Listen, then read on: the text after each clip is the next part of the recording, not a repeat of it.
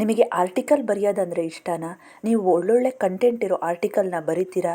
ನಿಮಗೆ ರೈಟಿಂಗ್ ನಿಮ್ಮ ಹಾಬಿನ?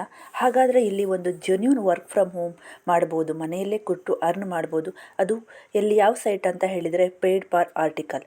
ಇದು ಹೆಸರೇ ಹೇಳುವಂತೆ ನೀವು ಇಲ್ಲಿ ಆರ್ಟಿಕಲ್ ಬರೆದ್ರೆ ನಿಮ್ಮ ಆರ್ಟಿಕಲ್ಲಿಗೆ ಅವರು ಪೇಯ್ಡ್ ಮಾಡ್ತಾರೆ. ಅದು ಹೇಗೆ ಅಂತ ನೋಡೋಣ ಬನ್ನಿ ಈ ವಿಡಿಯೋದಲ್ಲಿ. ನನ್ನ ಮೊಬೈಲಲ್ಲಿ ಗೂಗಲ್ ಬ್ರೌಸರ್ಗೆ ಹೋಗಿ paid per article sign up ಅಂತ ಕ್ಲಿಕ್ ಮಾಡಿದ್ದೀನಿ.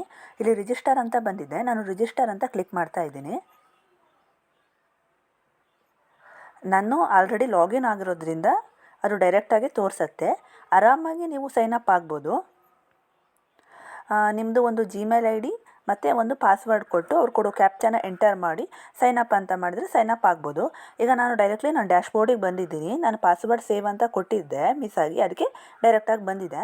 ನಿಮಗೆ ಇಷ್ಟ ಇಲ್ಲ ನೀವು ಪಾಸ್ವರ್ಡ್ನ ಸೇವ್ ಅಂತ ಕೊಡ್ಬೋದು, ಇಲ್ಲ ಅಂತ ಹೇಳಿದರೆ ಪ್ರತಿ ಸತಿನೂ ಎಂಟ್ರಿ ಮಾಡ್ತೀನಿ ನೆವರ್ ಅಂತಲೇ ಕೊಡ್ಬೋದು. ಈಗ ಫಸ್ಟನೇದು ನನ್ನ ಡ್ಯಾಶ್ಬೋರ್ಡು, ಆಮೇಲೆ ಇಲ್ಲಿ ನೋಡಿ ಫಸ್ಟ್ನೇದು ಡ್ಯಾಶ್ಬೋರ್ಡ್ ಅಂತ ಇದೆ, ನೆಕ್ಸ್ಟ್ನೇದು ಫೀಡ್ ಅಂತ ಇದೆ. ಫೀಡ್ ಅಂದರೆ ಬೇರೆಯವ್ರು ಬರೆದಿರೋ ಆರ್ಟಿಕಲು ನಮ್ಮದು ಶೋ ಆಗ್ತಾ ಇರೋದು. ನೆಕ್ಸ್ಟು ಮೈ ಆರ್ಟಿಕಲ್ ಅಂದರೆ ನಾನು ಬರೆದಿರೋ ಆರ್ಟಿಕಲ್. ಇಲ್ಲಿ ಆ್ಯಡ್ ಆರ್ಟಿಕಲ್, ಕೆಳಗಡೆ ಮೈ ಬುಕ್ ಮಾರ್ಕ್ಸ್, ನಾನೇನಾದ್ರು ಸುಮಾರು ಆರ್ಟಿಕಲ್ ಬರೆದ್ರೆ ಅದನ್ನೆಲ್ಲ ಒಂದು ಬುಕ್ ಮಾರ್ಕಲ್ಲಿ ಮಾಡಿಡೋದು.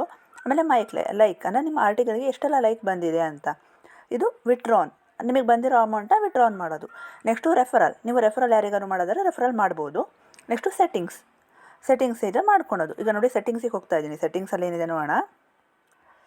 ಸೆಟ್ಟಿಂಗ್ಸಲ್ಲಿ ಹೆಸರು ಇದು ಇದೆ ಅಷ್ಟೇ. ಈಗ ನೆಕ್ಸ್ಟು ಲಾಗೌಟ್ ಅಂದರೆ ನಿಮಗೆ ಇದು ಹೊರಗೆ ಬರಬೇಕಂದ್ರೆ ಲಾಗೌಟು. ಈಗ ನಾನು ಡ್ಯಾಶ್ಬೋರ್ಡಲ್ಲೇ ಇದ್ದೀನಿ. ಈಗ ನಿಮಗೆ ಆರ್ಟಿಕಲ್ ಹೇಗೆ ಕ್ಲಿಕ್ ಮಾಡೋದು ಅಂತ ಹೇಳ್ತೀನಿ. ಈಗ ನೋಡಿ ಇಲ್ಲಿ ಮೈ ಆರ್ಟಿಕಲಿಗೆ ನಾನು ತೋರಿಸ್ತೇನೆ. ನಾನು ಬರೆದಿರೋ ಆರ್ಟಿಕಲ್ಲು ನಂದಿಷ್ಟು 4 ಆರ್ಟಿಕಲ್ ಬರೆದಿದ್ದೀನಿ. 4 ಆರ್ಟಿಕಲು ಅಪ್ರೂವ್ಡ್ ಆಗಿದೆ. ಇನ್ನೊಂದು ವಿಷಯ ಅಂತ ಹೇಳಿದ್ರೆ ಇಲ್ಲಿ ಇಂಗ್ಲೀಷ್ನಲ್ಲೇ ಬರೀಬೇಕಾಗತ್ತೆ. ನಮ್ಮ ಕನ್ನಡದವರಿಗೆ ಇಂಗ್ಲೀಷಲ್ಲಿ ಬರೆಯೋದು ತುಂಬ ಕಷ್ಟ.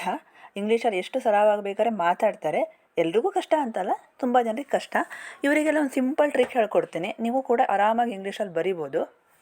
ಅದನ್ನ ನೆಕ್ಸ್ಟ್ ವೀಡಿಯೋ ನೋಡಿ ಕಂಪ್ಲೀಟ್ ಆಗಿತ್ತು ಹೇಳ್ತೀನಿ. ಇದು ನಂದು 4 ಆರ್ಟಿಕಲ್ಲು ಅಪ್ರೂವಲ್ ಆಗಿದೆ. ನೆಕ್ಸ್ಟ್ ಇಲ್ಲಿ ವಿತ್ಡ್ರಾನಿಗೆ ಬರ್ತೀನಿ. ನೋಡಿ ವಿತ್ಡ್ರಾನಲ್ಲಿ ನನಗೆ $0.015 ಅಂದರೆ $2 ಸಮಥಿಂಗ್ ಬಂದಿದೆ. ಅಂದರೆ ನಾವು ವಿತ್ಡ್ರಾ ಬೇಕಾದ್ರೆ ಇನ್ನೂ ಇವಾಗಲೇ ವಿತ್ಡ್ರಾ ಮಾಡ್ಕೋಬೋದು. ಇಷ್ಟೇನಾ ಅಂತ ಹೇಳ್ಬೋದು. $2 ಅಂತ ಹೇಳಿದ್ರೆ ನನಗೆ ಅಷ್ಟೇನು ಬರೆಯೋ ಇಂಟ್ರೆಸ್ಟ್ ಇಲ್ಲ. ಇನ್ನು ಕೆಲವರು ಇರ್ತಾರೆ, ಅವ್ರಿಗೆ ತುಂಬಾ ಬರೆಯೋ ಇಂಟ್ರೆಸ್ಟ್ ಇರುತ್ತೆ, ಒಳ್ಳೊಳ್ಳೆ ಕಂಟೆಂಟ್ಗಳ ಮೇಲೆ ಬರೀತಾರೆ. ಮತ್ತು ಓದೋರನ್ನ ಅವರ ಆರ್ಟಿಕಲಿಂದನೇ ಇಂಪ್ರೆಸ್ ಮಾಡ್ಕೊಳಕ್ಕೆ ಬರೋವಂಥವ್ರು ಇದ್ದಾರೆ. ಅಂಥವರಿಗೆಲ್ಲ ತುಂಬ ಹೆಲ್ಪ್ ಆಗುತ್ತೆ.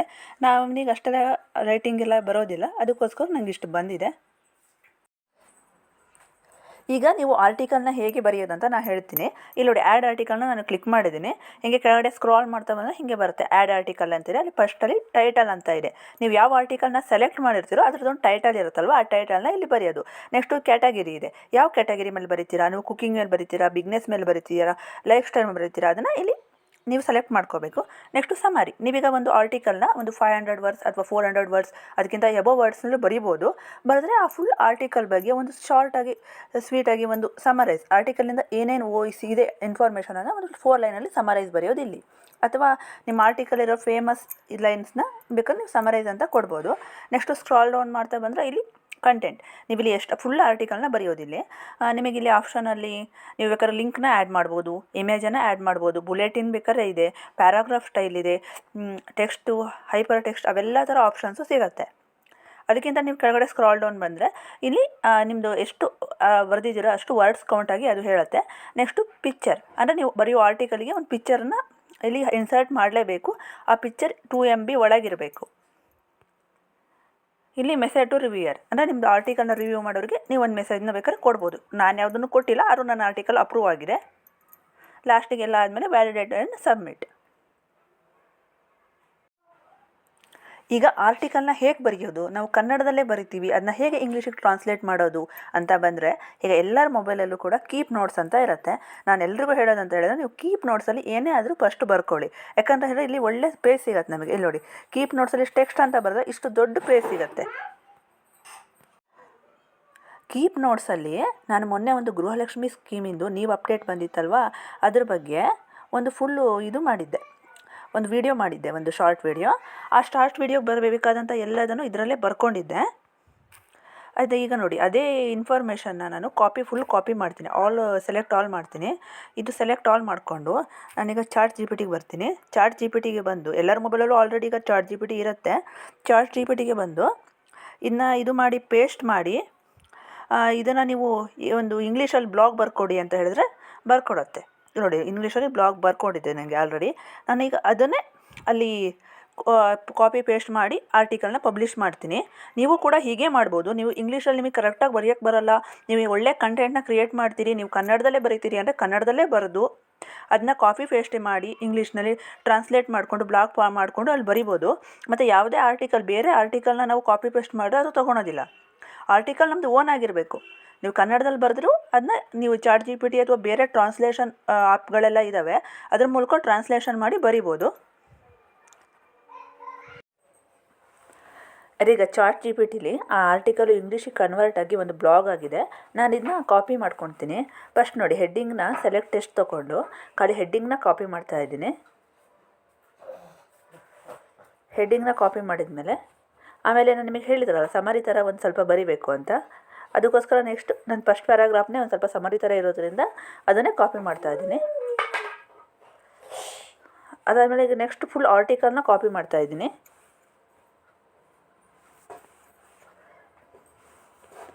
ಫುಲ್ ಸೆಲೆಕ್ಟ್ ಮಾಡಿಕೊಂಡು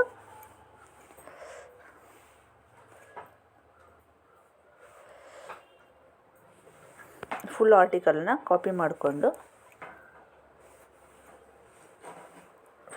ಕಾಪಿ ಮಾಡ್ಕೊಂಡಿದ್ದೀನಿ. ನಾನೀಗ ಪೇಪರ್ ಆರ್ಟಿಕಲಿಗೆ ಬಂದಿದ್ದೀನಿ. ಇಲ್ಲಿ ಆ್ಯಡ್ ಆರ್ಟಿಕಲನ್ನು ಓಪನ್ ಮಾಡಿದ ತಕ್ಷಣ ಅದೇ ನೀವೆಲ್ಲಿ ಕಾಪಿ ಪೇಸ್ಟ್ ಮಾಡಿರ್ತೀರಲ್ವ, ಟೈಟಲಲ್ಲಿ ಟೈಟಲ್ನ ಅಲ್ಲಿ ಕ್ಯಾಟಗರಿನ ಸೆಲೆಕ್ಟ್ ಮಾಡಿ ಸಮರಿನ ಸೆಲೆಕ್ಟ್ ಮಾಡಿ ನೆಕ್ಸ್ಟ್ ನೀವು ಫುಲ್ ಆರ್ಟಿಕಲ್ನ ಇಲ್ಲಿ ಪೇಸ್ಟ್ ಮಾಡ್ಬೋದು. ನೆಕ್ಸ್ಟ್ ಒಂದು ಇಮೇಜನ್ನು ನೀವು ಇಲ್ಲಿ ಹಾಕ್ಬೋದು, ಬ್ರೌಸ್ ಮಾಡಿ ಒಂದು ಇಮೇಜನ್ನು ಸೆಲೆಕ್ಟ್ ಮಾಡ್ಬೋದು. ನಾನಿಲ್ಲಿ ಅಂದರೆ ನಾನು ಆಲ್ರೆಡಿ ಆ ಆರ್ಟಿಕಲ್ನ ಇದರಲ್ಲಿ ಪಬ್ಲಿಷ್ ಮಾಡಿರೋದ್ರಿಂದ ಮತ್ತೊಂದು ಸತಿ ನಾನು ತೋರಿಸ್ತಾ ಇಲ್ಲ, ಈಸಿಯಾಗಿ ಮಾಡ್ಬೋದು. ನೆಕ್ಸ್ಟ್ ನೀವು ಹೇಗೆ ಅರ್ನ್ ಮಾಡ್ತೀರಾ ಅಂತ ತೋರಿಸ್ತೀನಿ. ಈಗ ನೋಡಿ ಈಗ ಮೈ ಆರ್ಟಿಕಲ್ ಅಂತ ಇದೆ. ಈಗ ನಾನು ಆರ್ಟಿಕಲಿಗೆ ನಾನು ತೋರಿಸ್ತಾ ಇದ್ದೀನಿ ನಿಮಗೆ. ಈಗ ನಾನು ಇದರಲ್ಲಿ ಒಂದು ಆರ್ಟಿಕಲ್ ಬರ್ತೀನಿ, how to prepare healthy carrot kheer 10 minutes ಅಂತ ಇದೆ. No sugar using only jaggery, ಬೆಲ್ಲದಿಂದನೇ ಕ್ಯಾರೆಟ್ ಗೀರನ್ನ ಹೇಗೆ ಮಾಡ್ಬೋದು 10 ನಿಮಿಷದಲ್ಲಿ ಅಂತ ಆರ್ಟಿಕಲ್ ಬರ್ತೀನಿ. ಅದನ್ನ ಇಲ್ಲಿ ಕ್ಲಿಕ್ ಮಾಡ್ತೀನಿ. ಈ ಆರ್ಟಿಕಲ್ ಆಲ್ರೆಡಿ 75 ಹಿಟ್ ಬಂದಿದೆ, ಅಂದರೆ 75 ಮೆಂಬರ್ಸ್ ನೋಡಿದ್ದಾರೆ. ನೋಡಿ 2 ಲೈಕ್ ಬಂದಿದೆ. ಹೀಗೆ ನಾನು ಆರ್ಟಿಕಲಿಗೆ ಶೋ ಆಗ್ತಾ ಹೋದಾಗ ಹೀಗೆ ಆ್ಯಡ್ಸ್ಗಳು ಬರ್ತವೆ. ಈಗ ನಾನು ಆರ್ಟಿಕಲ್ನ ಯಾರಾದರೂ ಫುಲ್ ಓದಬೇಕು ಅಂತ ಹೇಳಿದರೆ ಈ ಆ್ಯಡ್ಸ್ಗಳನ್ನ ನೋಡಬೇಕಾಗತ್ತೆ. ಹೀಗೆ ಇಲ್ಲೂ ಆ್ಯಡ್ಸ್ ಇದೆ, ಇಲ್ಲೂ ಆ್ಯಡ್ಸ್ ಇದೆ. ಈ ಆ್ಯಡ್ಸ್ನ ಹಿಂಗೆ ಸ್ಕ್ರಾಲ್ ಡೌನ್ ಮಾಡಿ ಪೂರ್ತಿ ಆರ್ಟಿಕಲ್ನ ಓದಿ ನಮ್ಮ ಆರ್ಟಿಕಲ್ ಮೇಲೆ ಒಂದು 2 ನಿಮಿಷ ಓದೋಕ್ಕೆ ಟೈಮ್ನ ಯಾರಾದರೂ ಸ್ಪೆಂಡ್ ಮಾಡಿದರೆ ಅದು ಪೇಯ್ಡ್ ವ್ಯೂ ಆಗುತ್ತೆ. ಹಿಟ್ಟಿಗೆ ಮತ್ತು ಇದರಲ್ಲಿ ವ್ಯೂಸಿಗೆ ಡಿಫ್ರೆನ್ಸ್ ಇದೆ. ಹಿಟ್ ಅಂತ ಹೇಳಿದರೆ ಹೀಗೆ ಆರ್ಟಿಕಲ್ನ ಹೀಗೆ ನೋಡೋದು ಹೋಗೋದು ಅಷ್ಟೇ. ಪೇಯ್ಡ್ ವ್ಯೂಸ್ ಅಂತ ಹೇಳಿದರೆ ನಮ್ಮ ಆರ್ಟಿಕಲ್ನ ಕಂಪ್ಲೀಟ್ಲಿ ಲಾಸ್ಟ್ ತನಕ ಓದಿ ಸ್ಕ್ರಾಲ್ ಡೌನ್ ಮಾಡ್ಬೋದು, ಮಧ್ಯೆ ಬರೋ ಆ್ಯಡ್ಗಳನ್ನ ಕೂಡ ನೋಡೋದು, ಆವಾಗ ನಮಗೆ ಪೇಯ್ಡ್ ವ್ಯೂಸ್ ಸಿಗುತ್ತೆ. ನೀವು ಯಾವುದೇ ಭಾಷೆಯಲ್ಲಾದರೂ ಕೂಡ ಚೆನ್ನಾಗಿ ಒಂದೊಳ್ಳೆ ಕಂಟೆಂಟ್ನ ಬರೆದು ಆರ್ಟಿಕಲ್ನ ಪಬ್ಲಿಷ್ ಮಾಡಿ ಒಂದು 4-6 ಜನ ಇಷ್ಟಪಡೋ ಥರ ಬರಿತೀನಿ ಅನ್ನೋರಿಗೆ ಇದು ಒಂದು ಒಳ್ಳೆ ಆಪರ್ಚುನಿಟಿ. ನನಗೆ ಇಂಗ್ಲೀಷ್ ಬರೋದಿಲ್ಲ, ನಾನು ಕನ್ನಡದಲ್ಲೇ ಬರಿತೀನಿ ಅಂದರೂ ಕೂಡ ನೀವು ಇದನ್ನು ಇಲ್ಲಿ ಪೇಡ್ ಪರ್ ಆರ್ಟಿಕಲಲ್ಲಿ ಟ್ರಾನ್ಸ್ಲೇಷನ್ ಆ್ಯಪ್ಗಳ ಮೂಲಕ ಟ್ರಾನ್ಸ್ಲೇಟ್ ಮಾಡಿ ಬರಿಬೋದು.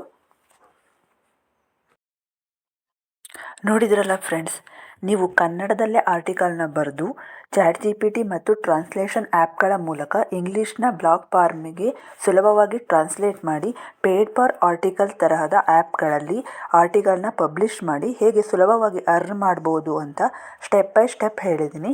ಈ ವಿಡಿಯೋ ನಿಮಗೆ ಇಷ್ಟ ಆದರೆ ಪ್ಲೀಸ್ ಶೇರ್ ಮಾಡಿ, ಲೈಕ್ ಮಾಡಿ ಮತ್ತು ಚಾನಲ್ ಸಬ್ಸ್ಕ್ರೈಬ್ ಮಾಡೋದನ್ನು ಮರಿಬೇಡಿ.